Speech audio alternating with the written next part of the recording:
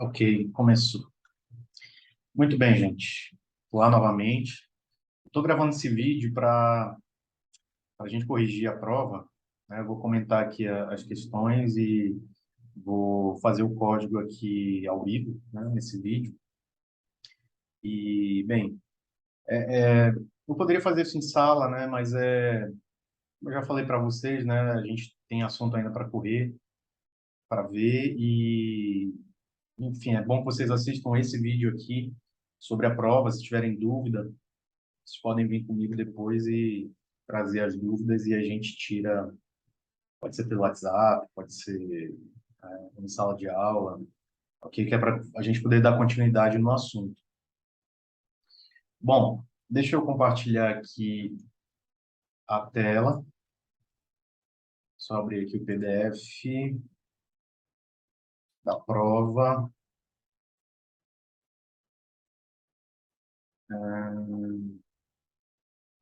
Onde é que está? Compartilhar. Acho que é aqui, share. Tá, ok. Acho que agora está funcionando, né? Só fazer aquela checagem que a gente sempre faz. Deixa eu só ver aqui se está. Tá aparecendo. Verificar o áudio. Alô, alô, tá. Ok, acho que tá, beleza. Então vamos lá, gente. Deixa eu só pegar aqui esqueci da mesa digitalizadora. Ver se eu quiser anotar alguma coisa. Eu esqueci, realmente esqueci. Agora eu não sei onde é que está o cabo. Acho que eu guardei. Tá aqui o carro. Bem, eu vou começar a falar logo. A prova teve duas questões, né? A gente fez no último dia 2 de setembro, que foi a última sexta-feira. E foi feito no laboratório. E eu pedi a vocês que fizessem o código e enviassem pelo SIGA, né? O código, eu tenho aqui o código de vocês. Deixa eu ver aqui se o mouse está ok, a caneta está ok, beleza. Tudo funcionando certinho, a gente já pode começar. Então, vamos falar aqui sobre a primeira questão, gente. Questão sobre métodos estáticos, né? Apesar de que a gente teve que criar uma classe, mas a intenção principal era métodos estáticos. Inclusive, foi uma questão que eu elaborei baseado em um exercício da lista de exercício que tinha essa questão da distância de pontos, né? Só que essa aqui é um pouco mais elaborada. Você tinha que acrescentar algumas coisas aqui ao seu código. Então, vamos ler aqui. Sua tarefa é construir uma classe que possa ser aplicada em um aplicativo de cálculo geométrico. Para tanto, crie uma classe ponto. Então, aqui já tem a primeira classe que a gente tem que criar, né? Que representa coordenadas geométricas. Então, ponto é um ponto no espaço, né? Quando você considera o plano cartesiano, né, que é bidimensional, tem duas dimensões, então você tem um ponto que vai estar ali naquele plano. E como ele é bidimensional, claro que aqui não está falando, mas a gente pode inferir isso da seguinte informação. Diz assim, ó, a classe terá como atributos a coordenada x e a coordenada y. Então, se eu tenho duas coordenadas, é porque é um ponto bidimensional. Se fosse um ponto tridimensional, né, um ponto 3D, aí eu teria que ter uma terceira coordenada, não é isso? Mas, enfim, isso não vem ao caso. O importante é você entender que cada ponto vai ter duas coordenadas, a coordenada x e a coordenada y, né? E se a gente for pegar aqui, ó, o plano cartesiano, deveria ser reto, né? Então você tem os dois eixos, né, do plano cartesiano. Esse aqui é o eixo x e esse aqui é o eixo y, que a gente geralmente usa. Então, se você tem um ponto aqui, ó, por exemplo, aqui, esse ponto ele vai ter uma coordenada que eu vou chamar de x1 e uma coordenada y. Peraí que sumiu aqui a caneta. E uma outra coordenada que vai ser a coordenada y, vou chamar de y1. E todo ponto vai ter essas duas coordenadas específicas, certo? E aí você vai definir isso através de um objeto. Todo objeto da classe ponto que você criar vai representar um ponto no espaço. Ok? No plano, na verdade, né? Porque se fosse no espaço seria tridimensional. Vamos continuar aqui. Ó. Então, ambos são do tipo double. Então, tanto x quanto y são do tipo double. Crie também uma classe operações, aí já vem uma segunda classe, né? Composta pelos seguintes métodos estáticos. Distância, que recebe como argumento dois pontos e retorna a distância entre eles como double. E o segundo método é o área retângulo, que recebe como argumento dois pontos e retorna a área do retângulo formada por eles. Então, com calma novamente. Primeiro método, o distância, como o próprio nome diz, ele vai servir para você calcular a distância entre dois pontos, que são dois objetos dessa classe aqui que a gente criou aqui em cima, né, da classe ponto. Então, a gente poderia chamar de P1 e P2, por exemplo. Né? Então, como é que eu usaria, né, esse método? Se a gente já tivesse implementado ele, né, a gente usaria dessa forma aqui, ó, distância. E aí, no argumento, a gente poderia botar, por exemplo, P1 e o P2.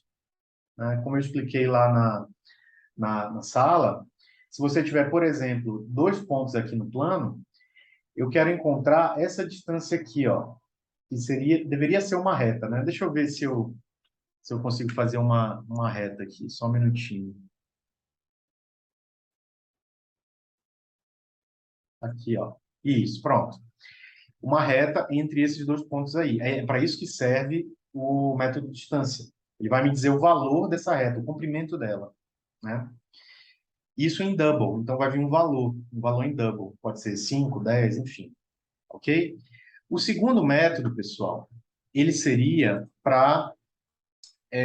tá aqui, o área retângulo, que vai receber como argumento também dois pontos, né? Só que ele vai retornar dessa vez a área do retângulo formado por eles. Como é que funcionaria isso? Eu expliquei lá no dia da prova também, né? Que, por exemplo, se você tiver aqui, ó, esse ponto aqui, ó, deixa eu fazer aqui, esse ponto aqui, peraí que eu acho que não está indo. Aqui, ó, um ponto aqui e um ponto bem aqui, ó. Esses dois pontos, pessoal, eles podem formar um retângulo. De que forma? Um retângulo parecido com esse aqui, ó. Deixa eu ver se eu consigo mudar a cor. Deixa eu ver se eu consigo mudar a cor. Aqui, pronto. Ó, o retângulo formado por esses dois pontos seria mais ou menos assim, olha. A gente teria essas duas retas e essas duas aqui, ó. Ok? Esse procedimento, ele é, inclusive, muito encontrado em modelos de inteligência artificial, quando você quer fazer bounding box, ou seja, por exemplo, reconhecimento facial. Se eu estou falando aqui no vídeo, ó, se eu estou usando um modelo inteligente para detecção de face, o vídeo que vocês veriam, deixa eu aumentar aqui um pouco a minha cara, o vídeo que vocês veriam teria um retângulo bem na minha face. E a inteligência artificial, né, o modelo, ele usaria somente dois pontos para traçar esse retângulo na minha cara, digamos assim. E isso é feito dessa forma, ele precisa só de dois pontos, duas coordenadas. Né? Porque se você precisasse de quatro, você duplicaria a complexidade do modelo, duplicaria a quantidade de dados que ele precisaria trabalhar. E, conforme vocês vão ver mais lá na frente, a quantidade de dados é um fator determinante para a eficiência do seu modelo de inteligência artificial. Tá? Mas é só um exemplo. Vamos voltar aqui para a programação. Então, quando você tem dois pontos, né, você consegue traçar um retângulo. E essa área retângulo, esse método área retângulo, o que ele vai fazer? Ele vai nos devolver, né? Deixa eu desenhar aqui novamente. Ele vai nos devolver essa área aqui desse retângulo, né? A área formada por ele. Cláudio, mas aí, tipo, eu tenho os dois pontos, ok. Mas como é que eu consigo encontrar os outros dois pontos para calcular essa área? Porque, afinal de contas, para calcular essa área, a gente tem que calcular a base vezes a altura, não é isso? E a base seria a distância desse ponto que eu tenho, mas para um ponto que eu não tenho. Como é que eu vou saber que ponto é esse? Isso eu expliquei também lá na aula, né? Na aula não, no dia da prova. Se você tem esses dois pontos, você consegue facilmente encontrar esses outros dois aqui, ó. Só um minutinho. Você consegue facilmente encontrar esses dois aqui. De que forma? Ó, se você tem, vou pegar uma cor aqui diferente, rosa. Se você tem aqui, por exemplo, o nosso ponto P1, né? O ponto P1, ele é formado por quais coordenadas? Vamos pegar aqui x1 e y1, ok? E o ponto P2, que é o outro ponto que a gente tem, aqui, ó, P2, ele vai ser x2 e y2, não é isso? Vejam que o y ficou diferente aqui nos dois, né? Mas eu escrevo diferente às vezes, não sei por quê. Muito bem. Para a gente encontrar os dois pontos que faltam, é só a gente inverter as coordenadas, como eu expliquei para vocês. Esse ponto aqui, que eu vou chamar, por exemplo, de P3, né? Vou chamar, por exemplo, aqui de P3. Vocês concordam que ele tem a mesma coordenada x do P2? Olha aqui. Se eu olhar aqui no eixo x, né? Se a gente traçar aqui o nosso plano novamente, ó. Aqui no eixo x, você tem o mesmo valor para o P2 e para o P3. Então, quer dizer, o P3 ele vai ter o mesmo x do P2, que é quem? É x2. Não é isso? Mas e o y dele? Aí já vai para o outro ponto. Ó, o y do P3 é o mesmo y do P1, porque eles estão no mesmo, na mesma altura, na mesma coordenada y. Né? Então, como é que seria a coordenada y dele? Seria y1. Ou seja, o P3 ele seria x2, y1. São duas coordenadas que você já tem, não é verdade? E o P4, que seria, por exemplo, esse outro ponto aqui. Aí inverte, né? O P4 ele já tem o mesmo x do P1. Quem é o x do P1? É x1.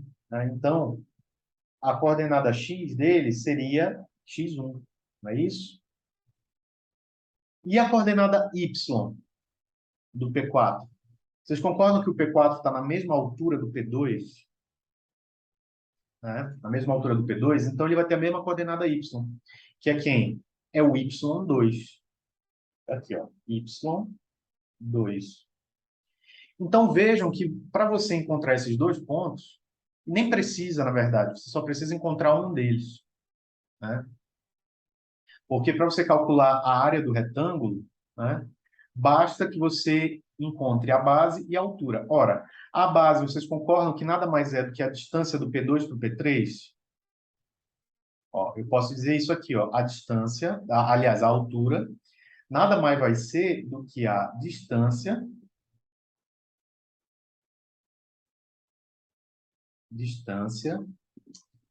essa caneta eu ainda não aprendi a usar direito. Vamos lá, distância do P2 para o P3, ficou aqui atrás do texto, mas não tem problema.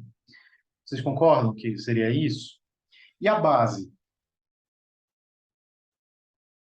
A base, vocês concordam que é a distância do P2 para o P4, mas que também é a distância do P3 para o P1, que é a mesma coisa? Então, a gente faria aqui, ó, base vai ser a distância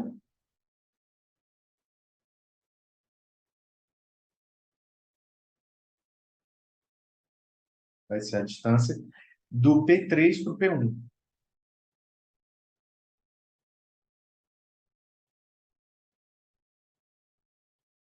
Pronto. É isso que a gente tem que implementar para encontrar base e altura, né? É baseado em toda essa ideia aqui da geometria, né? Do plano cartesiano. Ok? Muito bem. Então,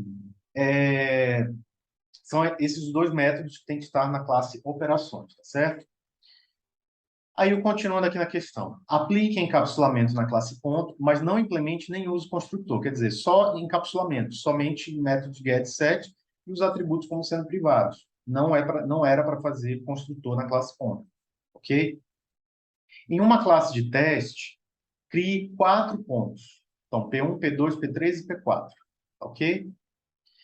Dois desses pontos, você vai fazer um cálculo simples de distância, só para a gente poder usar esse método aqui, ok? A distância entre eles.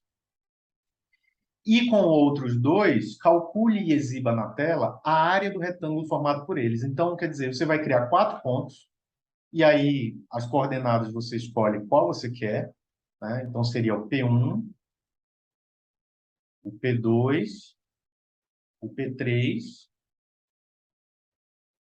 e o P4. Lá na classe de teste, tá? No método main, tá bom? Então, por exemplo, você poderia pegar o P1 e o P2 e passar para o método de distância, ok? E os outros dois, você poderia calcular o retângulo, né? A área do retângulo. Assim, tudo bem? Fica a seu critério fazer isso, tá bom? Bom, e aí, tá dizendo aqui, ó, valores podem ser inseridos no código, quer dizer, não tem necessidade de você fazer leitura do teclado, usando o scanner, né? E aí tem os lembretes aqui. Uh, apaguei tudo. Puxa vida. Deixa eu ver se... Ah, ótimo. É porque eu queria só apagar esse negócio aqui. Pronto. Então, lembrete número A. Letra A. Use os métodos estáticos math.sqrt e math.poll, que eu expliquei, vocês já ouviram falar. SQRT é para calcular a raiz quadrada e poll é para calcular a potência. Por quê? Porque a gente vai precisar aqui, ó, quando a gente for calcular a distância, usando essa fórmula aqui, certo? Distância entre dois pontos. Se você quer a distância entre P1 e P2, por exemplo, você vai fazer o quadrado da diferença entre as coordenadas x deles e vai somar com o quadrado da diferença das coordenadas y. Então, pega o x dos dois, subtrai e eleva ao quadrado. Pega a coordenada y dos dois, subtrai e eleva ao quadrado, da mesma forma. E depois soma esses dois valores e calcula a raiz quadrada. Aí você vai ter a distância entre esses dois pontos. Isso aqui é geometria analítica, né? Acredito que vocês tenham visto no ensino médio. Acredito, né? C. A área de um retângulo é base vezes altura. Isso aí a gente já sabe, né? Onde B é a base, H é a altura, já explicamos. E aqui, nesse esquemático, ele mostra como é que um retângulo é formado a partir desses dois pontos, da mesma forma como eu desenhei aqui do lado, né? Então, você tem o P1 e o P2, né? Por exemplo, esses dois aqui, ó, P1 e P2, né? P1 e P2. Para você encontrar a base e a altura, é só você criar um ponto auxiliar. Pode ser tanto esse daqui, quanto esse. Não precisa fazer os dois, né? Se você quiser ser mais organizado, você pode até fazer os dois, mas não tem necessidade. E para você formar esses dois, basta você inverter as coordenadas. Ó. O x2, vou chamar isso aqui de P3, ok? P3. Vejam que a coordenada x dele é a mesma da coordenada x do P2. E a coordenada y dele é a mesma do y do P1, aqui. Ó. Então, esses valores você já tem. Para formar o P3, é só você pegar essas duas informações. Que aí você consegue calcular aqui, ó, a altura e a base, né? Porque essa linha de cima ela é igualzinha à linha de baixo. Então, tanto faz você fazer a distância entre o P2 e o P3 ou entre o P2 e o P4, por exemplo. Né? Fica a seu critério, ok? Então, vamos lá. Só apagar aqui. Então, para a gente fazer isso, o ideal seria a gente fazer um ponto auxiliar. E esse ponto auxiliar que eu vou escolher vai ser esse bem daqui. Ok? Vamos para o código, então? Agora sim, eu vou apagar aqui os desenhos, né? E aí vamos para o código. Deixa eu abrir aqui o NetBeans. Vou criar um novo projeto que eu vou chamar de PO, Primeira Avaliação.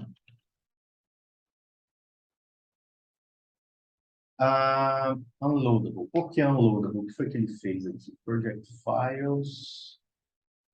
Ele não criou pacote nem classe. Agora, não entendi por quê. Deixa eu tentar... Deixa eu tentar fazer de novo, porque eu não entendi o que foi que houve. Novo projeto, new project, Java application. De novo, vamos lá. PO, primeira avaliação. Project location, finish, deixa eu ver. Ah, agora foi. Eu não entendo às vezes o NetBeans, sabe? Eu fiz exatamente a mesma coisa. E agora foi e antes não foi. Não entendo, vai entender, né? Bom, aí como a gente sempre faz, eu vou apagar aqui esse pacote, né? Porque eu vou criar um pacote para cada questão, não é isso? Eu vou criar o Q1 e o Q2. Vamos lá, Q1 para a questão 1 e o Q2 para a segunda questão. Java Package Q2. Muito bem. No Q1, eu vou criar as nossas classes, né? Se a gente lembrar, são quais? Vamos ver aqui no PDF novamente. Tá aqui, ó. Classe ponto, classe operações e a classe de teste, que eu vou chamar de operações teste, tá? Então, classe ponto, a classe operações e a classe operações teste. Operações teste. Eu vou aumentar um pouquinho a fonte, ok? Só um pouquinho, porque depois eu vi no código, no vídeo, que ficou um pouco pequeno. Vou tentar 24. Vamos ver. Já melhora, né? Então, eu vou separar aqui, deixa eu botar minha cara aqui mais pro canto. Eu vou tentar separar na tela os códigos para ver se, de repente, fica mais fácil da gente entender. Deixa eu ver aqui. Vamos tentar deixar assim, né? Vamos ver se, de repente, se ficar ruim, aí a gente volta. Vamos começar aqui pela classe ponto. Lembrem que a classe ponto ela tem somente duas coordenadas, né? Dois atributos, coordenada x e y. E as duas são tipo double. Então, eu vou chamar aqui de double x e double y. Cláudio, um encapsulamento. A gente vai fazer depois, porque, como vocês bem sabem, né? O NetBeans ele tem uma ferramenta que nos ajuda a encapsular o atributo após você já ter implementado a classe, tá? Então, double x, double y, e por enquanto é tudo que a gente tem que fazer, tá? Se, se a gente fosse criar um ponto, por exemplo, olha só, olhem aqui para baixo, onde tem a operação de teste, que é onde vai ficar o método main, tá? Eu vou colocar logo o método main aqui, e pensem comigo, se eu for criar um ponto, como é que seria? Vamos chamar aqui, ó, ponto P1 igual a new ponto, e aí eu não preciso passar informações porque eu não tenho construtor, né? Eu posso inicializar diretamente. De que forma? Eu posso dizer que a coordenada x do ponto P1 pode ser, por exemplo, 5,5, e a coordenada y poderia ser 2,25, digamos, né? Se você fosse olhar no plano cartesiano, né? Se a gente for traçar aqui o plano cartesiano, dessa forma aqui, ó, como é que seria esse ponto, mais ou menos? Bom, a coordenada x é 5,5. Vamos dizer que seja bem aqui, ó. A coordenada x, 5,5. Mais ou menos aqui, né? E a coordenada y é 2,25. É metade, né, na verdade. Eu coloquei esse valor sem atentar para isso. Mas é a metade, né? Eu acho que não ficou legal essa metade aqui. Isso aqui é 5, pode ser bem aqui, ó. Então, aqui é o 2,25, né? Ou vírgula 25, né? E aqui é o 5,5, tá? São as coordenadas. Então, esse ponto, onde é que ele vai estar? Bem aqui, ó. Quando você junta essas duas coordenadas, o ponto ele vai ficar numa localização no plano, que vai ser essa aí que vocês estão vendo, né? É, eu, eu ia tentar fazer uma linha tracejada, mas não, eu acho que não dá. Mas tudo bem. Então, seria esse ponto que eu acabei de criar, né? Se você fosse criar um ponto P2, Aí você poderia botar informações de coordenadas diferentes, e aí você podia calcular a distância entre eles, né? Mas é assim que a gente cria um ponto, tá certo? Vão aqui para a classe operações para fazer o primeiro método, que é o método distância. Lembrem que o método distância, ele tem que ser estático, né? Olha aqui, ó. A classe operações, ela é composta pelos seguintes métodos estáticos. Então, distância vai ser um método estático. Ok, já sei que ele é estático, então ele tem que ser, vai ser público, porque ele vai ser usado fora da classe, né? Então, ele é público, ele é estático, e qual vai ser o tipo de retorno dele? Aqui, ó, o método retorna a distância entre eles como double. Então, ele vai ser um método estático que vai retornar um double. Vamos voltar aqui, então. Então, public, static, double, distância. Dessa forma aqui. Só que, quais são os argumentos do método? Olha só, o método de distância, ele recebe como argumentos dois pontos. Vamos chamar de P1 e P2, né, para facilitar. Então, eu vou colocar aqui ponto P1 e ponto P2. Aqui ficou apertado. Deixa eu abrir aqui um pouco. Está aqui o nosso método, distância, ponto P1 e ponto P2. Beleza. Ele está reclamando aqui porque, como a gente diz que ele vai retornar um valor double, a gente ainda não colocou o valor de retorno, a gente ainda não botou return, né? E aí, o que a gente quer retornar? É a distância entre esses dois pontos, P1 e P2, não é isso? Então, para a gente calcular essa distância, é só a gente aplicar essa fórmula aqui, ó. Eu vou pegar o x2 menos x1 elevado ao quadrado, vou pegar o y2 e o y1 elevado ao quadrado também, somar os dois e calcular a raiz quadrada. Então, como é que seria? Vamos chamar uma variável d, a variável d, que vai ser a nossa distância, tá ok? Vamos pegar por partes aqui. Primeiro, eu quero x2 menos x1. Quem é x2? x2 é a coordenada x do ponto 2, do P2, não é isso? Então, vocês concordam que para eu chegar nesse valor, eu faço isso aqui, ó, P2.x, né? P2.x, quer dizer, a coordenada x do ponto P2. Só que eu tenho que subtrair de quem? Da coordenada x do ponto P1. Olha aqui, x2 menos x1. Não é isso? Está aqui, ó. Certo? Só que eu tenho que somar isso com quem? Com a subtração de y2 com y1. y2 é a coordenada y do ponto P2 e y1 é a coordenada y do ponto P1. A gente vai repetir o mesmo procedimento aqui, só que ao invés de coordenada x agora, a gente quer a coordenada y. Né? Então, P2y menos P1y. Não é isso? Certo? Só que ainda faltam outras coisas aqui para a gente fazer o cálculo. Está faltando o quadrado dos dois, né? E está faltando a raiz quadrada. Vamos fazer primeiro o quadrado. Quer dizer, se eu quiser elevar tudo isso aqui ao quadrado, o que eu tenho que fazer, pessoal? Eu tenho que usar o método POU, não é isso? Método POU. Lembra que o método POU, ele recebe dois argumentos. Está aqui, ó. Eu coloquei A e B. O A é a base e o B é o expoente. Então, se a gente fosse calcular matematicamente, né, seria exatamente isso aqui, ó. Opa, peraí que eu botei a cor branca. Seria exatamente isso aqui, ó. A elevado a B. Né? Então, por exemplo, se eu quero 5 elevado a 3, como é que ficaria o meu método POU? Ele ficaria assim, ó.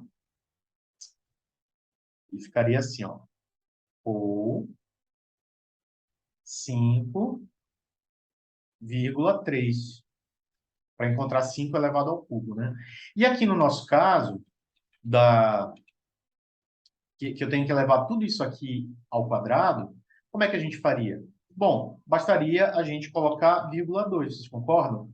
Por quê? Porque eu quero tudo isso aqui elevado ao quadrado, não é? Posso até botar um parêntese dentro do parêntese, que aí nos ajuda a entender que eu quero elevar tudo isso aqui ao quadrado, beleza?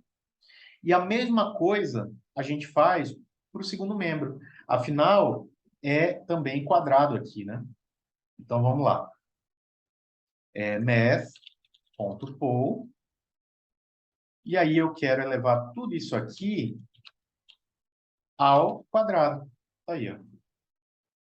Ó, o quadrado do primeiro membro mais o quadrado do segundo membro. Ou seja, nós já temos tudo isso aqui, ó, implementado. Falta só a raiz quadrada. E a raiz quadrada é a raiz quadrada de tudo isso aqui. Então, eu vou colocar tudo isso dentro de um parênteses, ok? E vou invocar o método sqrt, porque é exatamente, eu quero a raiz quadrada de tudo isso aqui. Então, vejam que em uma linha, eu condensei toda aquela fórmula, né? Para a gente calcular a distância entre esses dois pontos. Só que está faltando o último detalhe, que é o quê? Retornar o d. Ou seja, eu calculo tudo aquilo, guardo na variável d e retorno esse d ao final do método. Ok? Bem, eu poderia, inclusive, ter retornado direto tudo isso aqui. Ó. Quer dizer, eu não precisaria nem guardar em uma variável. Eu posso retornar direto o resultado dessa conta. Fica mais enxuto, né? Mas, para fins didáticos, vamos deixar assim, ok? Beleza, já temos o nosso método de distância. Então, a gente pode calcular já a distância entre dois pontos. Vamos voltar aqui para a classe de teste e fazer esse teste aí. Ó. Ponto P2 agora, né? Porque é um segundo ponto. Então, ponto P2 igual a new ponto. E assim como eu fiz aqui com P1, eu vou determinar as coordenadas do ponto P2. Então, P2x, vamos colocar aqui 3. E P2y, vamos colocar 7. 7,2. Vamos botar 7,2. E aí a gente já pode calcular a distância entre esses dois aí. De que forma? É só a gente chamar o método distância, certo? O método distância, passando como argumento P1 e P2. Ou seja, eu quero saber qual é a distância entre esses dois aqui, entre o P1 e o P2. Só que dois detalhes aqui, pessoal. O método distância, ele é um método estático. Então, o que isso significa? Que você, para chamar esse método, você tem que colocar na frente o nome da classe. E o nome da classe em que ele está é a classe operações. Não é isso? Classe operações... eu apaguei o nome, né? Agora, classe operações, ponto distância. Ok? Ele é estático, né? Só que vejam que ele retorna o valor. Então, quando você só chama um método assim, ele não está retornando para lugar nenhum, ele está jogando no lixo. Por essa razão é que a gente precisa do método println. O que a gente faz, então? A gente joga tudo isso aqui dentro do println. Aqui, ó. A gente está só testando, tá certo? A gente está só testando. Qualquer coisa a gente altera o código. Vamos rodar e ver como ficou. Vamos lá, salvei tudo, Shift F6. Olha só, a distância entre esses dois pontos foi de 5,54. Então, quer dizer, se você olhar lá no plano, um ponto aqui e outro um ponto aqui, a distância entre eles é de 5,54. Ah, mas é o quê? É milímetro, centímetro? Tanto faz. Vejam que a gente não definiu unidade de comprimento aqui, né? Então, se as coordenadas forem em metros, a distância vai ser em metro. Se as coordenadas forem em quilômetro, então vai ser a distância em quilômetros também, né? Só um minutinho. Tá, estava me ligando. Ok? Então, a primeira parte da questão já foi, que é você criar dois pontos. Esse é o resultado principal. Não tem resultado nenhum, Google. A gente já fez a primeira parte e falta a segunda parte, que é você calcular a área do retângulo, né? E para isso a gente vai criar esse método aqui, ó, área retângulo, que também é um método estático, que também recebe dois pontos como argumento e também retorna um double, aqui, ó. Também retorna um double, né? E esse valor que ele vai retornar é a área do retângulo formado por esses dois pontos aí, tá bom? Vamos lá, então. Vamos voltar para a nossa classe operações e implementar o nosso método, que é estático, também retorna um double, e é chamado de área retângulo. Dessa forma, que também recebe 2 pontos aqui, que eu vou chamar de P1 e P2. Ah, Cláudio, mas P1 e P2 já não é do método de cima? Não tem problema, porque esses dois aqui, eles só vão existir dentro do método. Não vai ter conflito com esses aqui. É como se esse método não enxergasse as variáveis do método de cima. Tá ok? Muito bem. Então, como é que a gente calcula a área de um retângulo, pessoal, formado por 2 pontos? Como eu falei para vocês, para a gente fazer isso, basta o quê? A gente tem 2 pontos, que é o P1 e o P2, que vão ser passados como argumento, e tudo que a gente tem que fazer é criar um desses 2 pontos auxiliares aqui, ou esse, ou esse. Ok? Tanto faz, não precisa ser os dois, porque você consegue encontrar base e altura se você tiver só um deles. Eu vou optar por criar, deixa eu ver aqui, eu vou optar por criar esse ponto aqui. Eu vou chamar de P3, certo? Vou chamar de P3. Vamos criar primeiro o ponto, tá ok? Então vamos lá. Ponto P3 igual a new ponto, certo? Ponto P3 igual a new ponto. E aí eu tenho que definir as coordenadas desse ponto P3. Então, assim como a gente fez com P1 e P2 aqui embaixo, a gente vai fazer com P3 aqui. Então, P3, o x do P3 vai ser alguma coisa, que a gente já vai ver, e o y dele também vai ser alguma outra coisa. Quem vai ser o x3 e quem é que vai ser o y3? Tem aqui na prova. Ó, o x do ponto P3 vai ser igual ao x do ponto P2, que é o x2. Então, a gente faz essa atribuição. Ó. O x do ponto P3 vai ser o x do ponto P2. Correto? E o y do ponto P3 vai ser quem? Olha aqui, o y do ponto P3 vai ser o y do ponto P1, que é o y1. Não é isso? Então, a gente volta no código e diz que o y do ponto P3 vai ser o y do ponto P1. Pronto. Já temos aqui o nosso ponto auxiliar formado. Agora, o que a gente tem que fazer? A gente tem que encontrar a base e a altura. Então, a base eu vou chamar de B e a altura eu vou chamar de H. Ok? Como é que eu encontro B? Olha, o B, como vocês podem ver, é essa reta bem aqui, certo? Que é a distância entre esse ponto e esse aqui. Ah, mas esse aqui, Cláudio, a gente não fez. Mas como eu falei anteriormente, você pode encontrar o B fazendo a distância de quem? Do P3 para o P1, vocês concordam? E o P3 e o P1 eu tenho. Então eu consigo encontrar essa reta B. É só você calcular a distância entre um e o outro. E esse método de distância a gente já tem, a gente implementou mais acima, né? Então como é que a gente faria? Aqui, ó, distância entre P3 e P1. Pronto. E a altura? Segue a mesma ideia. A altura é essa reta aqui, ó. A altura é essa reta. Que é quem? Vocês concordam que é a distância entre esse ponto, que é o P2, e esse ponto, que é o P3, o nosso ponto auxiliar? Então, a gente encontra a altura fazendo essa distância aí, certo? Então, vai ser a distância entre o P2 e o P3. Prontinho. Ah, Cláudio, mas o distância não é um método estático? A gente não tem que botar o nome da classe na frente? Não tem necessidade, porque eles são da mesma classe.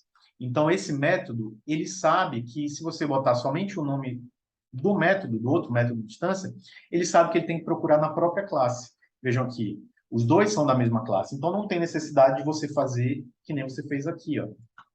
Ok? Não tem necessidade. Beleza, e o que que falta aqui? Falta agora a gente retornar a área. Vamos chamar aqui uma variável área, que nada mais é do que base vezes altura. E aí a gente retorna quem? Retorna a área. Pronto.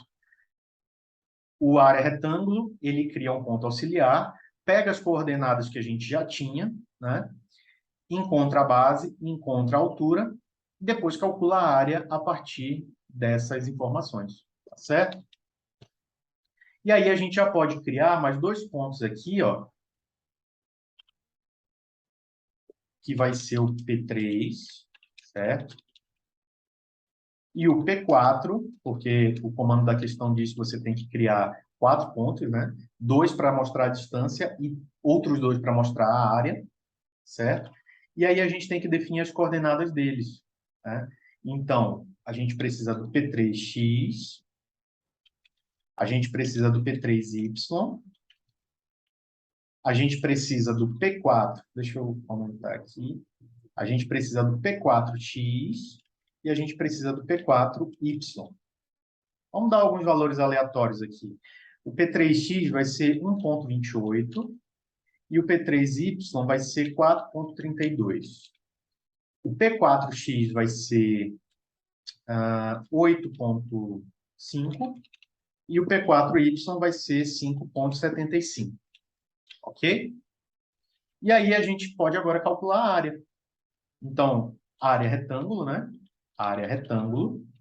Só que como ele é um método estático, a gente tem que botar o nome da classe na frente, né? E passar os argumentos que ele pede. Eu quero a área do retângulo de quais pontos? Do P3 e do P4. Então, a gente coloca aqui P3 e P4. Não é isso? E da mesma forma como a gente fez aqui, a gente tem que botar o println, né?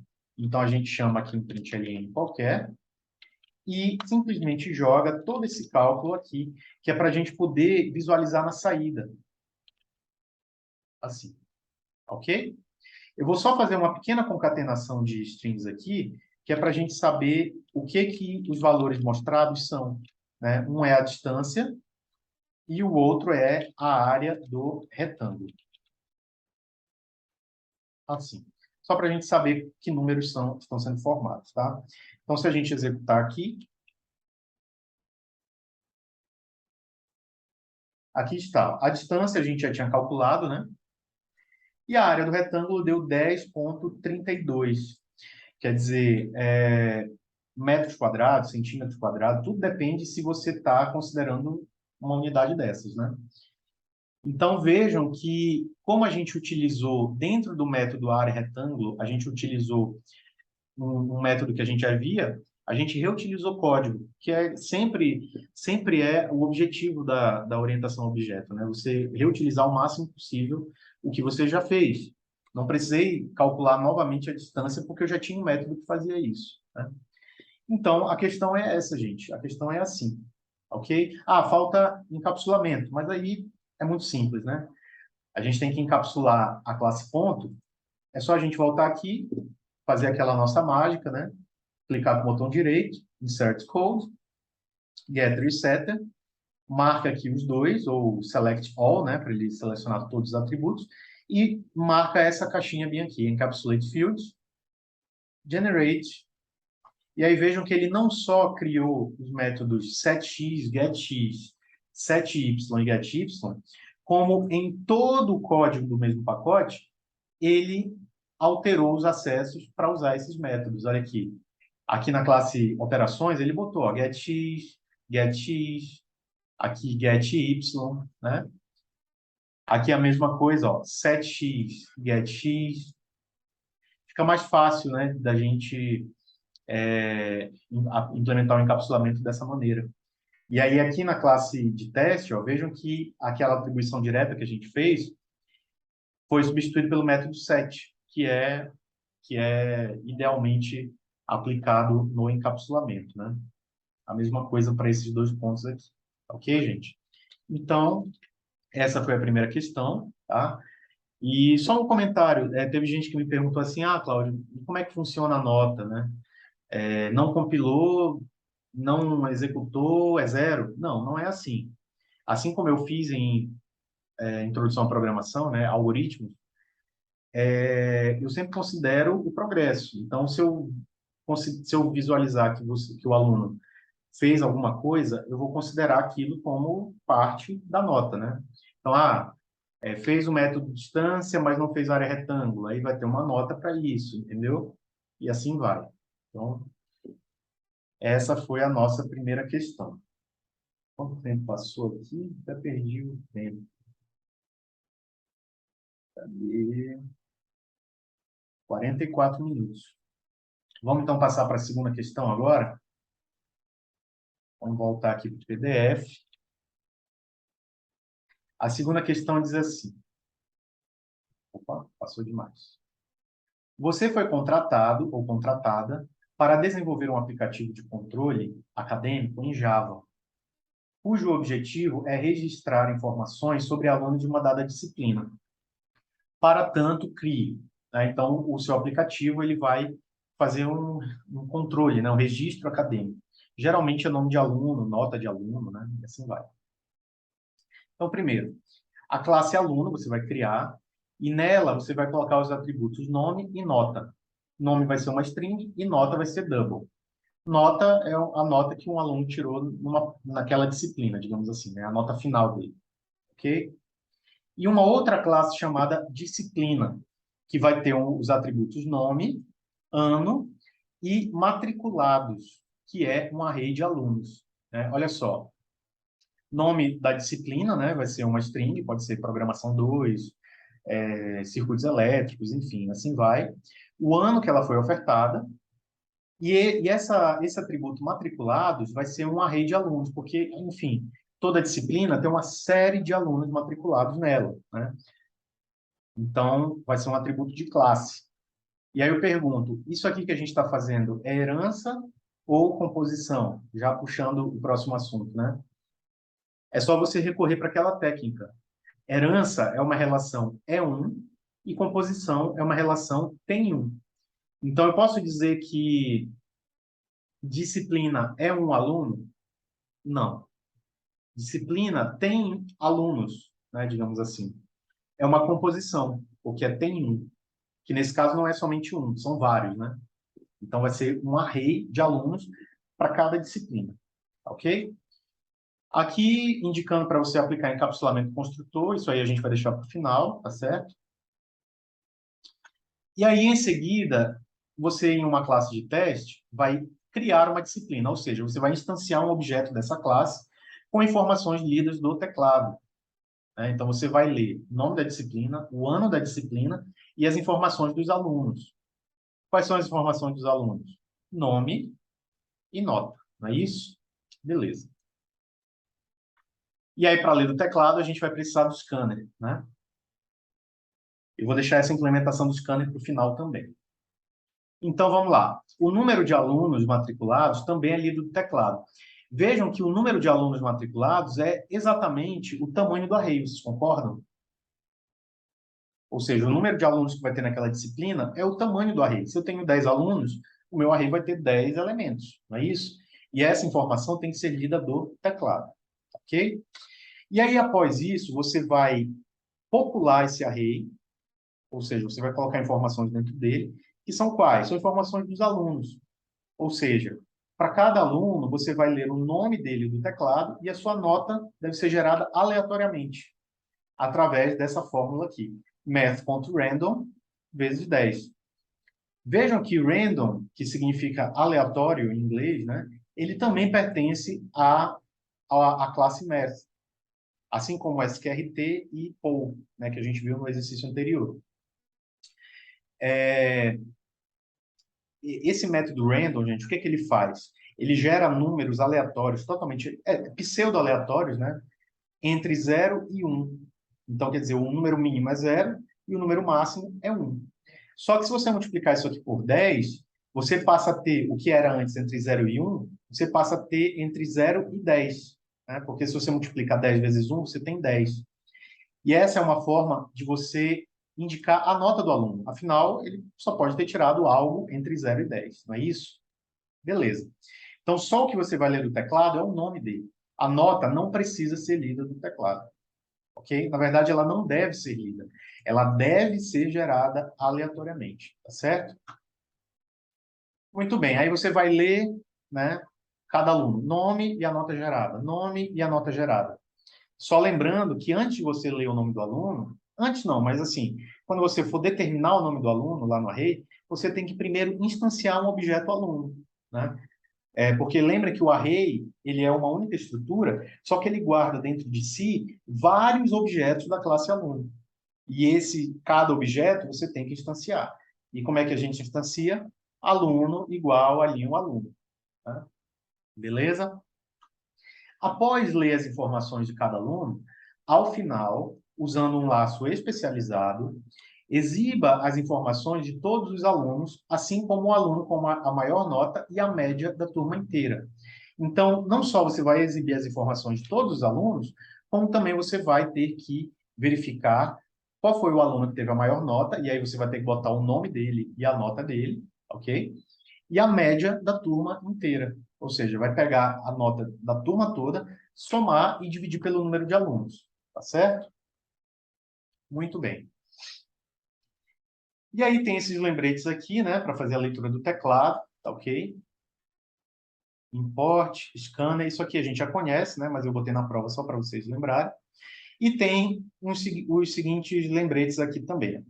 Não se esqueça de instanciar o array matriculados antes de utilizar. Então, você tem que instanciar o array. Array matriculados igual a new aluno, e aí no colchete você bota a quantidade de alunos. Não é isso? Muito bem. Não se esqueça de instanciar cada aluno do array antes de ler suas informações. Foi o que eu falei ainda agora, né? Quando você for determinar aquela posição do array como sendo um aluno, você tem que primeiro instanciar.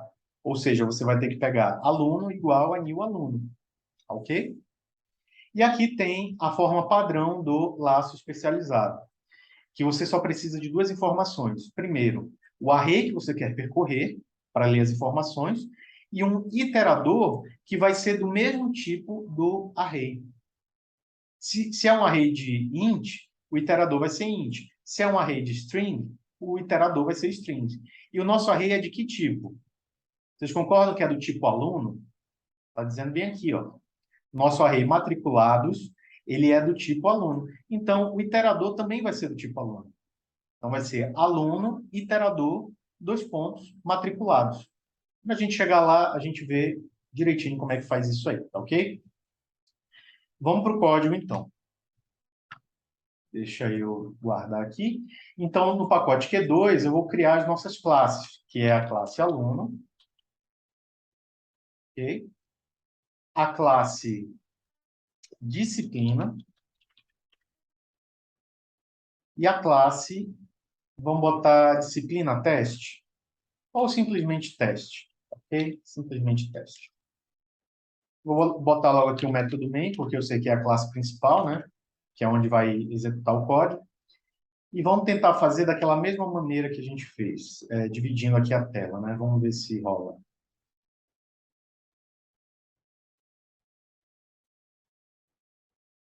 Vamos lá, gente.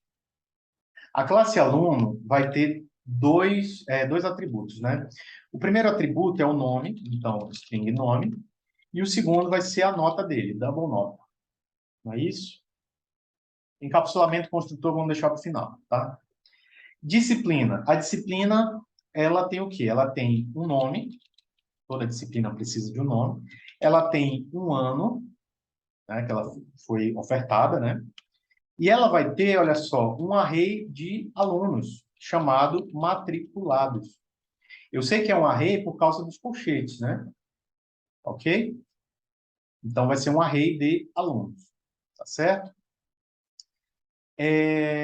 Se eu vier aqui na classe teste, na classe principal, quando a gente criar uma disciplina, ó, eu vou chamar de... Vamos chamar de disciplina mesmo, só que com D minúsculo, para não ter confusão, tá? Vai ser uma nova disciplina, ok? E a gente pode setar, por exemplo, o nome da disciplina, olha aqui, como sendo... Vou chamar de programação 2, que é o antigo nome da disciplina, só porque é menor, né? O ano dela, vamos botar aqui o ano como sendo 2022, ok? E aí, o matriculados, como é que a gente faria, pessoal? Olha só, matriculados, a gente vai precisar de um laço, né? Para registrar cada aluno desse array, cada aluno que está matriculado naquela disciplina, certo? E aí, a gente vai precisar aqui de um for, né? A gente vai precisar do computador, vai ser int i, né? E aí, eu vou já botar aqui a condição, mas o i ele tem que ir até quanto? Vocês concordam que ele tem que ir até o tamanho do array matriculados? Olha só, lembram do atributo length que a gente usou? Quer dizer, é o tamanho do array. E o tamanho do array é o número de alunos que eu tenho, não é isso? Então, para cada aluno do array dos matriculados naquela disciplina, né? O que que eu tenho que fazer? Olha só, eu preciso instanciar o aluno. Então, como é que a gente faz? Ó? A gente faz assim, aí tem várias formas de fazer. Vamos fazer de uma maneira aqui, uma delas. Olha só, disciplina, matriculados, e aí na posição I, olha lá, na posição I, que eu vou percorrer o array, né? Então, posição 0, depois posição 1, depois posição 2, e assim vai. Na posição I, eu vou ter um novo aluno, vocês concordam? Olha aqui. Eu tenho que instanciar aquele aluno naquele momento. Não é isso? Uma outra maneira de fazer isso seria você pegar um objeto da classe aluno mesmo, fazer isso aqui, ó, aluno auts, né? E aí você, que seria auxiliar, né? E faria assim, ó, igual a new aluno, que é uma forma que vocês já estão mais acostumados, né? Dessa forma. E no final, só atribuir, ó, aluno auts, que no fim das contas daria na mesma, né? A gente só dividiu em duas linhas, declaração e instanciação, tá bom? Só que lembrem que eu tenho que ler as informações daquele aluno, né? O nome e a nota dele. Então, eu vou fazer isso bem aqui em cima. Eu vou chamar uma variável de nome aluno, ok? Nome aluno, e uma variável nota aluno, dessa forma aqui. Lembrem que nome aluno tem que ser lido no teclado, né? Eu vou implementar isso só no final. E a nota do aluno tem que ser gerada aleatoriamente, através dessa fórmula bem aqui, ó. Tudo que você tem que fazer é copiar e colar do PDF. Copiou aqui, colou aqui no código e pronto. É tudo que você precisa fazer, desse jeito. Não precisa importar nada, não precisa converter nada, tá? Porque ele já vai, essa fórmula aqui, ela já vai gerar um double para você, né? Que vai ser a nota aleatória daquele aluno, tá certo? E o nome? Bom, o nome, como não tem como a gente aleatorizar, não de forma simples, né? Eu vou fazer que nem eu fiz no exercício, eu vou dar o nome do aluno sendo o índice dele, né? Então, como é que a gente faria isso? A gente faz uma concatenação aqui de strings, né? Ele seria o aluno I, ó. Tá vendo aqui? Então, o primeiro aluno seria o aluno 0, o segundo aluno seria o aluno 1, o terceiro aluno seria o aluno 2 e assim vai. Porque eu ainda não tenho como ler do teclado o nome de cada um deles, porque eu vou implementar isso só no final, né? Se eu botasse assim, João, por exemplo, para todos os alunos seriam João, né? O que não faz muito sentido. Então, a gente vai apelar temporariamente para essa maneira aqui, ok? Então, nome do aluno, nota do aluno. E aí, olha só, gente.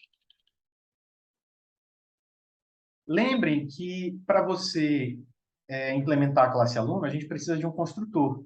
Porque eu vou passar exatamente essas informações aqui para a minha classe. Vamos voltar lá na classe aluno, então, e implementar nosso construtor? Então, eu vou clicar aqui com o botão direito, Insert Code, e aí temos aqui o construtor, ó, Constructor, e aí eu marco os atributos que eu quero inicializar, que é o nome e a nota, ou seja, todos, né? Cliquei em Generate, ele já cria aqui para mim. Quer dizer, quando você criar um aluno, você já tem que dar essas informações de nome e nota, que são exatamente essas informações que a gente leu aqui, ó. Estão vendo? E são essas que eu vou passar para o construtor. Primeiro é o nome do aluno e segundo é a nota do aluno. Dessa forma aqui. Ok? Ou seja, eu estou instanciando o aluno e já estou passando para esse objeto o nome e a nota dele, que foram gerados aqui. Não é isso? Beleza. Deixa eu só ver aqui o que ele está reclamando. Matriculados. Ah, era só uma reclamação temporária, coisa do NetBeans. Faltou, eu tinha que salvar. Basicamente foi isso. Eu salvei e sumiu o erro. mas tudo bem. E aí, tá, a gente botou nome e nota para cada aluno, né? E aí, antes da gente fazer as outras etapas, vamos passar para a etapa final, que é o quê? É é, a gente usar um laço especializado para exibir as informações de todos os alunos, não é isso?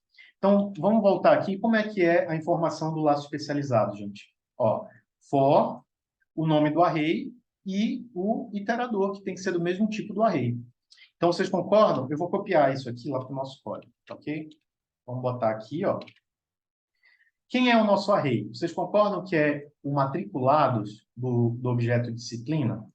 Então, eu vou colocar aqui, ó, disciplina.matriculados. O meu iterador eu vou chamar de IT, tá ok? Vou chamar de IT.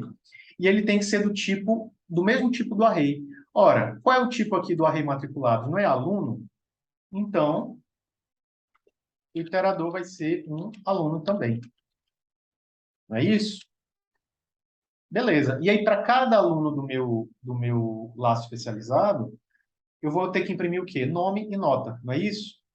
Então, eu jogo tudo no println. De que forma? Olha só. Para eu acessar o nome do aluno, eu faço it.nome, e para eu acessar a nota dele, eu faço it.nota. Lembre que o laço especializado, você não precisa dos colchetes para fazer o acesso, porque, na realidade, o iterador é como se ele virasse um objeto do array temporariamente. Então, na primeira execução, ele vai ser o aluno 0, na segunda execução, ele vai ser o aluno 1, na terceira, o aluno 2, e assim vai. Sempre mostrando o nome e nota de cada um deles. Não é isso? Bom, vamos colocar isso aqui dentro de um println, né? Então, vamos colocar assim, nome, e aí a gente vai concatenar com o nome do iterador e vai fazer a mesma coisa com... Opa, deixa eu só apagar aqui esse ponto e vírgula. A mesma coisa com a nota, né? Então, a gente concatena com a nota do iterador, dessa forma aqui. E aí, vamos botar um println vazio embaixo, só para pular uma linha, só para os alunos não ficarem colados uns nos outros, né? Vamos executar aqui para ver como é que vai ficar. Antes da gente executar, faltou um detalhe muito importante. Faltou a gente instanciar o array, que inclusive eu coloquei aqui no lembrete. Ó. Não se esqueça de instanciar o array matriculados antes de utilizá-lo. Porque se a gente rodar do jeito que está, vai dar um erro de ponteiro nulo, né? Que é um erro que acontece quando você não instancia, você não inicializa o objeto. Né? Olha aqui. Está aqui, ó. Cadê o erro?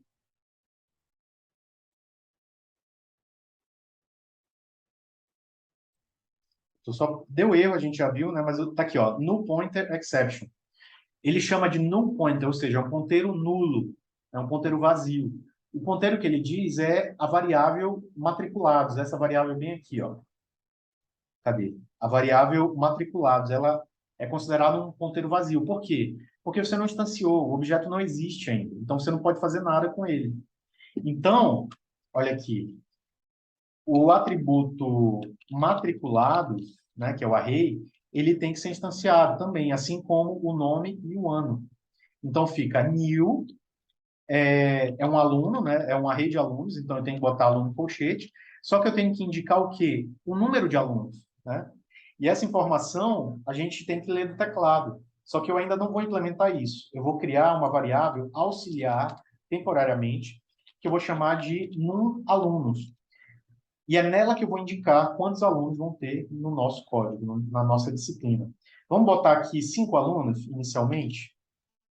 E aí é essa informação aqui que a gente usa para instanciar o nosso array. Está vendo aqui?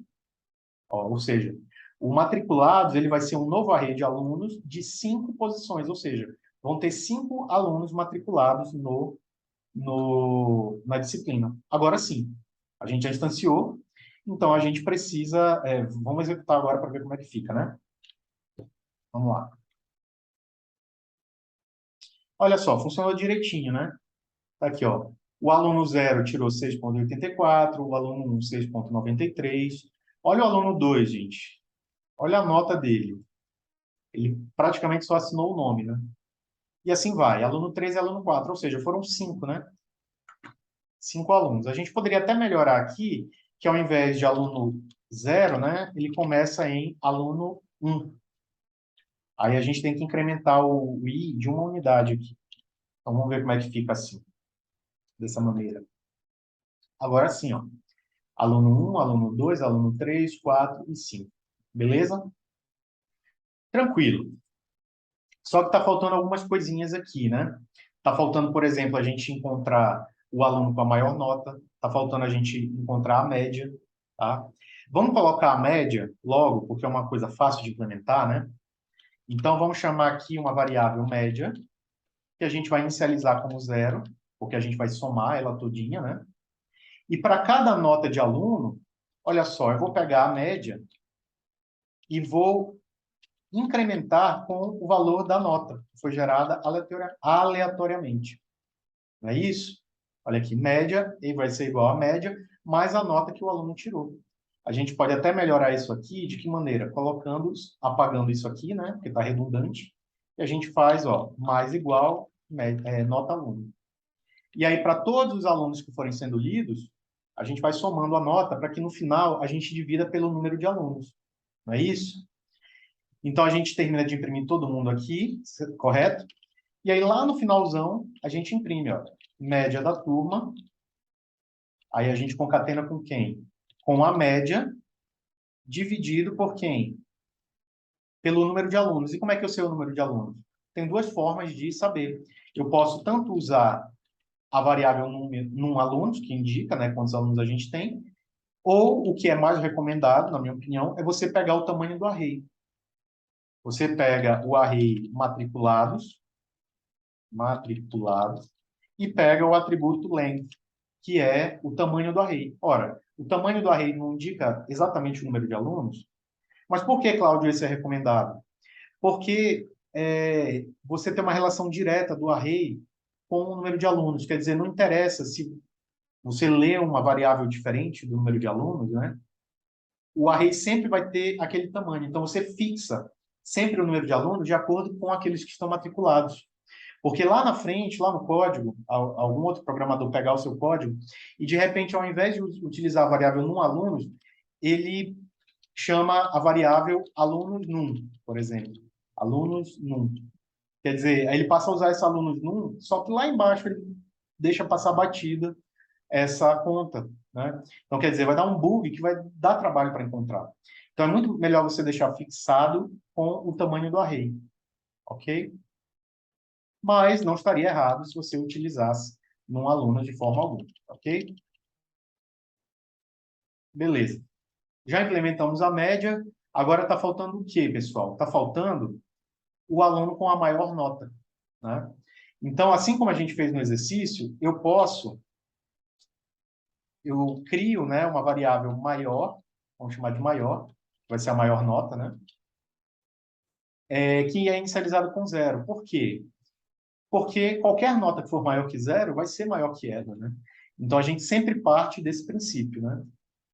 Eu vou comparar todas as notas do meu array com 0. E sempre que eu encontrar uma nota maior que 0, inicialmente, né, aquela nota vai passar a ser a maior temporariamente. E aí, se eu encontrar um aluno lá na frente que tem uma nota maior do que esse que eu acabei de encontrar, aí a dele vai ser a maior. Então, é um processo interativo. Você vai comparando aluno com aluno até você encontrar aquele com a nota maior, ok? Então, a gente tem que comparar todas as notas que forem sendo geradas, né? Então, a gente vai precisar de uma condicional, ou seja, se a nota do aluno que acabou de ser gerada, ela for maior do que a maior nota que eu já encontrei, o que eu tenho que fazer? Eu tenho que atualizar a variável maior, certo? Ou seja, a variável maior passa a ser a nota daquele aluno, não é isso? Só que tem um detalhe. Quando eu encontrar o aluno com a maior nota, eu não tenho só que mostrar a nota dele, eu tenho que mostrar o nome dele, eu tenho que mostrar o objeto que tem a maior nota.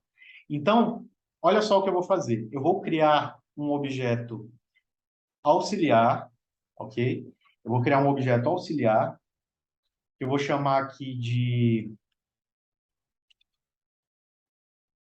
Vou chamar aqui, vai ser um aluno, né, obviamente. um aluno que eu vou chamar de aluno maior. Vai ser aquele aluno com a maior nota, né? Vai ser uma variável auxiliar que, no momento que eu encontro o aluno com a maior nota, o que que eu faço? Eu pego essa variável, né, aluno maior, e igualo com quem? Com o aluno auxiliar, que foi aquele que foi instanciado. Só que agora que eu me toquei de um detalhe, isso aqui tem que ficar embaixo da instanciação. Bem aqui, ó.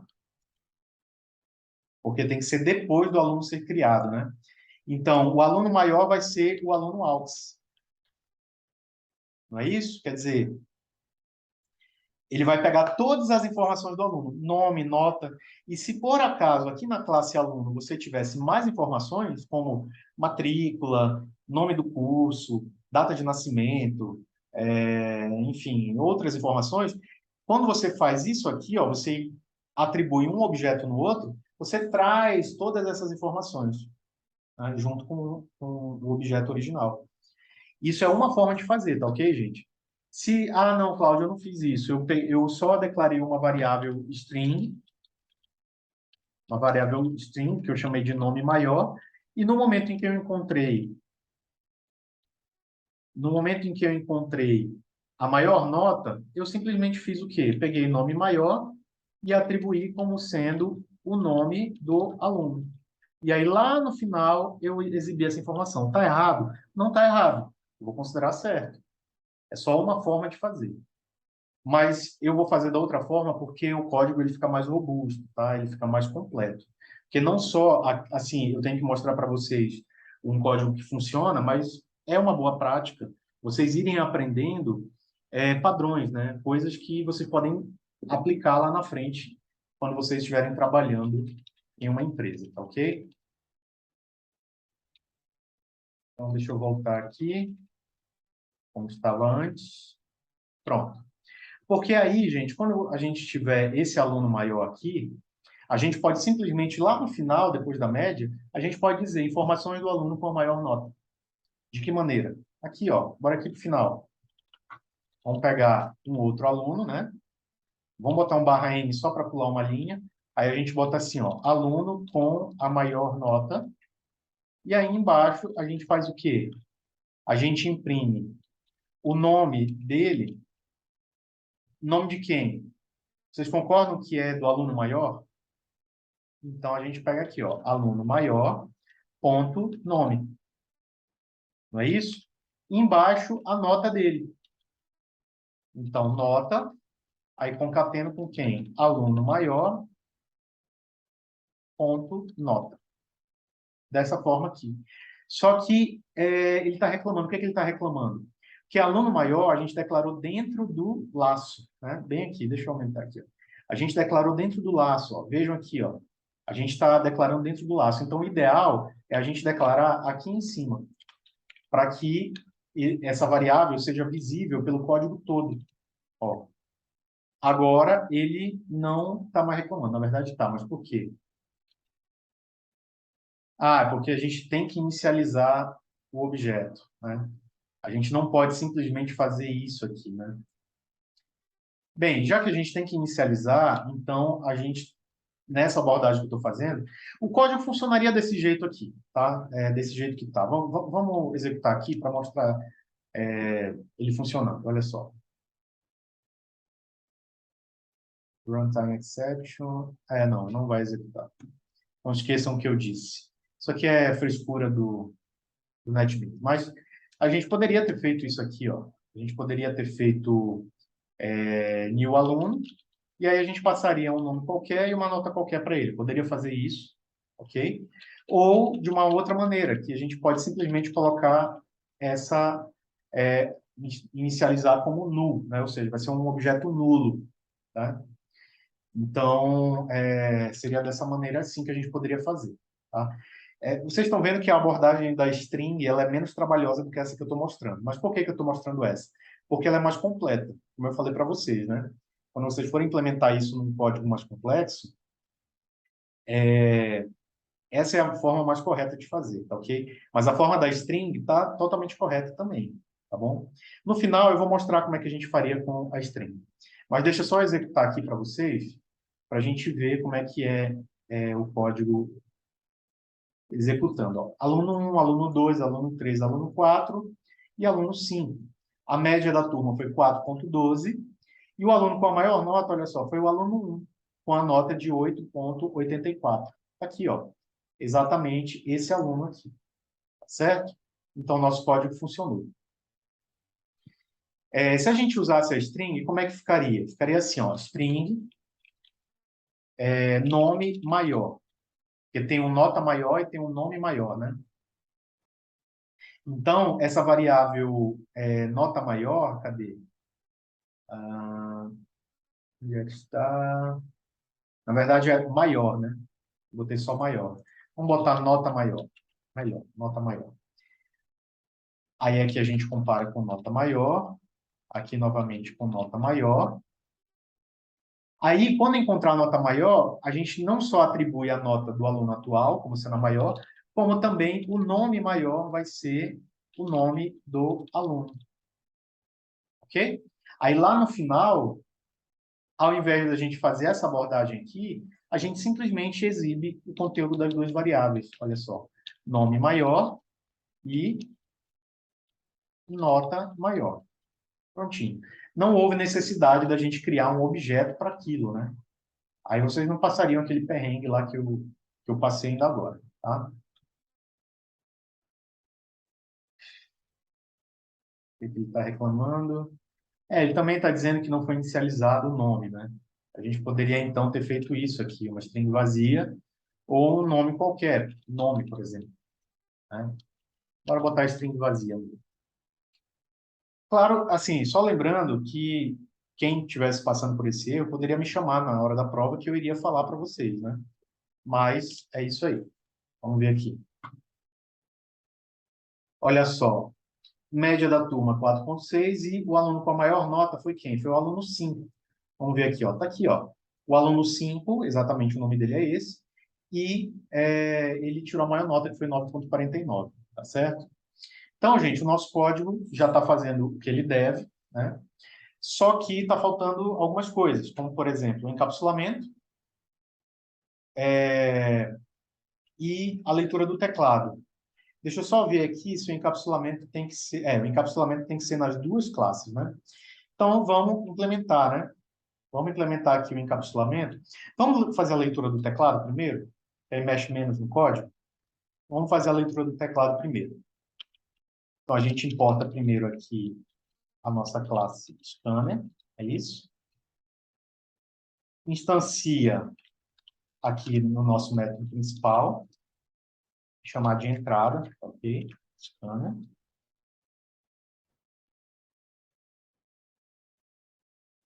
E aí, a gente solicita, né? A gente separa, né? Por exemplo, aqui para ler as informações, ó, eu vou pedir o nome, depois o ano, depois a quantidade de alunos, ok? Então vamos lá. Primeiro, a gente pede o nome da disciplina. Digite o nome da disciplina. E aí eu vou botar o print aqui, né? E a gente vai ler isso onde? Vai ler direto em disciplina.nome. Não é isso? Então a gente vai botar assim, ó. Disciplina.nome vai ser igual a... Deixa eu só juntar aqui. Vai ser igual a entrada.nextLine, não é isso? Ponto nextLine. Em seguida, a gente vai pedir o ano da disciplina. Então, digite o ano da disciplina. Digite o ano da... Faltou só escrever direito, né? Da disciplina. Digite o ano da disciplina. E aí, em seguida, o ano da disciplina vai ser dado por quem? Entrada.nextInt, né? Só que lembrando, como a gente está lendo inteiro, a gente tem que fazer a leitura vazia do buffer. Aí a gente chama a entrada.nextLine, a gente falou sobre isso em aula, né? Dessa forma aqui. E, por fim, o número de alunos. Então, digite a quantidade de alunos. Olha só que legal, gente. A gente poderia ter feito o seguinte. Quando a gente instancia aqui, a gente poderia botar direto, ó, entrada.nextLine. Dentro do colchete, né? Funcionaria da mesma forma. NextLine não, desculpa, NextInt, né? E da mesma forma, a gente teria que fazer a leitura vazia logo em seguida, porque a gente leu o inteiro, né? Pronto. Olha só, a gente poderia fazer isso aqui. Ou a gente poderia usar variáveis auxiliares, o que eu prefiro, tá? Então, eu vou chamar aqui de... Eu vou chamar de nome disc, que é o nome da disciplina, tá? E é essa variável que vai receber da entrada, ok? E aí o nome da disciplina vai ser quem? Nome disc. A mesma coisa a gente faz para o ano. Então, int ano disc, que é o ano da disciplina, né? E aí a gente pega aqui, ó, joga na variável e depois só atribui ao ano da disciplina o que foi lido no teclado, né? E, por fim, a quantidade de alunos. A variável num aluno já existe, né? Tá aqui, ó. A gente pode pegá-la daqui e jogar aqui embaixo. Então, num aluno, a leitura vai ser feita do teclado, assim como a gente fez aqui. Então, eu copio e colo daqui. E no colchete eu boto simplesmente num aluno, como estava antes, né? Então, pronto, já lemos as informações da disciplina, né? Nome da disciplina, ano da disciplina e a quantidade de alunos. Não é isso? Beleza. Só que lembrem do detalhe, muito importante. A gente precisa de um construtor na classe disciplina, pessoal. Não é isso? Então, quando você for criar a disciplina, aqui nessa linha, ó, cadê? Bem aqui, ó, você já tem que passar as informações, que é nome da disciplina, ano da disciplina e quantidade de alunos. Então, quando você implementar o construtor aqui na classe disciplina, ó, insert code, constructor, select all, para a gente gerar aqui, né? Vejam que ele vai chiar, né? Ele vai mostrar um erro bem aqui, ó. Cadê? Aqui, ó. Porque você não está passando as informações da disciplina para o construtor. Então, o que que a gente faz? A gente pega essa linha daqui e deixa para inicializar a disciplina aqui embaixo, ó. Deixa eu aumentar aqui novamente. Aqui embaixo. Aqui. E aí você passa exatamente para o construtor dela, quem? O nome da disciplina, o ano da disciplina, e vejam que ele vai pedir aqui, ó, o número de matriculados, ele vai pedir o array de matriculados, só que não é isso que a gente quer, né? Quer dizer, a questão não diz, né, como tem que ser feito, mas eu vou dar uma sugestão aqui para vocês. Como é que a gente faria nesse caso? Ao invés de inicializar o array, a gente pegaria o quê? O número de alunos, né? Dessa forma aqui, ó, int num alunos, e aí o array matriculados, ele seria instanciado dentro do construtor. Aqui, ó, new aluno, e a gente passa aqui, ó, num aluno, dessa forma. Ou seja, você pode inicializar o array baseado no argumento do construtor. E aí aqui na classe principal, tudo que você faria é, olha só, inicializar pelo construtor.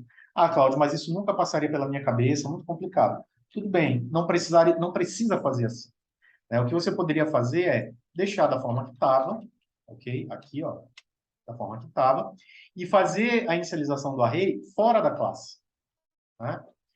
De que maneira? Bem aqui, ó. Você leu nome, ano e quantidade de alunos, então como é que você faria? Deixa eu só apagar essas linhas aqui que a gente não precisa mais, tá? Como é que você faria? Poderia instanciar o array direto aqui na classe principal, dessa forma aqui, ó. Aluno, aí chama matriculados, né? Que é um array, igual a new aluno, e aí passa aqui o número de alunos como argumento. E aí exatamente esse matriculados que você passaria para o seu construtor aqui. Prontinho. Daria para fazer assim, da mesma forma. As duas formas estão corretas, ok?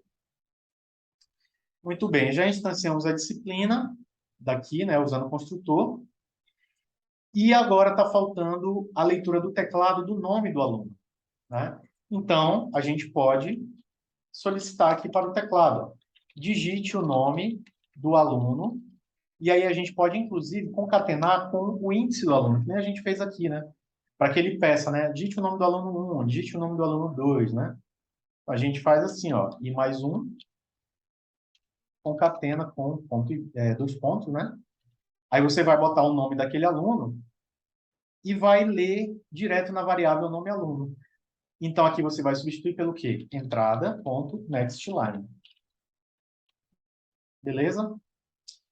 A nota, você não vai mexer porque ela já é gerada aleatoriamente, né? Então, você não vai ler isso do teclado, né? Ok? Então, os nomes vão ser lidos daqui. E de resto, pessoal, eu acho que é isso. Já temos construtor. Falta o encapsulamento. Só que o encapsulamento é bem simples a gente implementar, né? Vamos voltar aqui na classe aluno. A gente insere o código aqui, ó, insert code, getter and setter, marca tudo, encapsulate fields, generate. E a mesma coisa a gente faz aqui na classe disciplina. Insert code, getter and setter, marca tudo e encapsula os campos. Aqui, generate. E aí vocês vão ver aqui, ó, que foram gerados os métodos getSet, né? Tudo bonitinho aqui. E na classe principal, todos os acessos que a partir de agora são feitos, ó, eles são através do método get. E todos, acesso de leitura, né? Acesso de escrita é através do set. Olha aqui, get matriculados. Quer dizer, você precisa do método get aqui para encontrar o tamanho dele, né? Vamos ver outro onde isso acontece. Vem aqui, ó, get matriculados e, ó, é, aqui de novo, disciplina get matriculados, que é o array, né, que você quer percorrer. Aqui o nome do aluno é através do get nome, a nota é através do get nota. E mais uma vez aqui para calcular a média você precisa do get matriculados. Então quer dizer, ele mexe, ele coloca o encapsulamento todo para você, sem você precisar mexer. Agora falta a gente testar o código, né? Vamos lá? Salvei. Vamos executar aqui. Aí ele vai pedir, ó, digite o nome da disciplina. Então, vamos colocar aqui, né? Programação orientada a objetos. O ano da disciplina é 2022. E a quantidade de alunos. Vamos botar 3, que é para ser rápido, né? Porque eu não estou com muita criatividade de nome aqui. Tá, 4, vai. 4. Vão ser 4 alunos. Então, a gente tem que fazer a leitura de 4 alunos. Enter. Aí ele pede, ó, digite o nome do aluno 1. Vamos lá, vamos botar aqui nomes das tartarugas ninja. Pode ser, então. Donatello. E a nota ele não pede. Veja que ele não pede a nota, porque a nota é gerada aleatoriamente, né? A gente vai só digitar o nome dos alunos. Então, o aluno 2 é o Michelangelo. Não sei se é com dois L's. Vou botar com dois L's. Tá? Michelangelo. O outro é o Rafael, que a gente chama de Rafael, mas na verdade é Rafaelo, né, no original. E o Leonardo, né? Esses nomes, não sei se vocês sabem, né? Momento, curiosidade. É baseado em artistas da Renascença, né? Então, o Leonardo é o Leonardo da Vinci. O Donatello foi um pintor, Michelangelo também. Inclusive, foi quem pintou o teto da Capela Sistina, lá no Vaticano, né? E o Rafaelo, eu não tenho certeza se ele era pintor ou escultor. Mas, enfim, é o nome das 4 tartarugas ninja, né? Então, tá aí. Temos os 4. E aí, olha só, Donatello tirou 3,2, o Michelangelo 4,42, o Rafael 1,21 e o Leonardo 8,70. São os nossos 4 alunos, né? A média da turma foi 4,39 aproximadamente, né? Se a gente for somar aqui na calculadora, a gente pode ver se a gente acertou. Eu vou botar um valor aproximado, tá? 3,22 mais 4,42 mais 1,21 mais 8,70 e divide por 4, que é o número de alunos, né? Tá aí, ó, 4,38, aproximadamente porque eu não coloquei todas as casas decimais, né? Então, a média foi calculada da forma correta E o aluno com a maior nota foi o Leonardo, que tirou 8,70. Aqui, ó, funcionando corretamente. Ok, gente? Então, nosso código funcionou, implementamos tudo que a questão pediu, né? E assim finaliza essa aula que deu certinho, 1h30, né? Então, é isso, gente. Quem tiver dúvidas, traga para a aula, mande pelo WhatsApp. Quem não achou que não saiu tão bem, não se entristeça, não perca a esperança, principalmente porque vão ser 5 avaliações, né? Na verdade, eu passo 5 avaliações que é exatamente para dar chance do aluno se recuperar. Então, se você tirou uma nota baixa, se você zerou essa prova, você ainda tem condição de recuperar nas outras 4, né? Tranquilamente, dá até para tirar um conceito bom ainda, né? Então, é isso. Eu espero que essa prova tenha servido de treino, né, de uma forma também de dar uma cutucada, assim, para que daqui para frente vocês não estou dizendo que vocês não estão estudando, eu estou dizendo assim, para dar uma puxada a mais, né? Afinal, a gente não tem esse nível de cobrança porque a gente é mal, porque a gente quer prejudicar o aluno, não. Pelo contrário, a gente quer sempre elevar o sarrafo para que vocês se superem, né? E tragam esse sentimento de superação, de estudo, de vencer mesmo para a vida profissional de vocês, né? Porque, enfim, somos uma universidade federal, né? Uma universidade pública reconhecida, temos o status de uma universidade federal que tem projetos, que tem parcerias, inclusive com universidades internacionais. Então, a gente tem que manter esse nível. E, assim, se vocês quiserem ser reconhecidos como alunos de uma universidade federal, vocês têm que seguir esse nível, né? Então, mas, assim, contem sempre comigo. Não tenham vergonha de perguntar, me procurem, tá? Acima de tudo, além de professor, eu sou amigo de vocês. Pelo menos eu quero ser, né? Então, não se sintam acanhados. Procurem, tirem dúvida, esgotem a disponibilidade do professor, esse é o nosso trabalho, é isso que a gente tem que fazer, tá bom? Então, gente, é isso. Obrigado por assistirem, quem for assistir, né? E a gente se vê na próxima aula, ok? Um abraço. Vou parar aqui de stop share. E aí, aqui a gente para de gravar, ok? Até mais.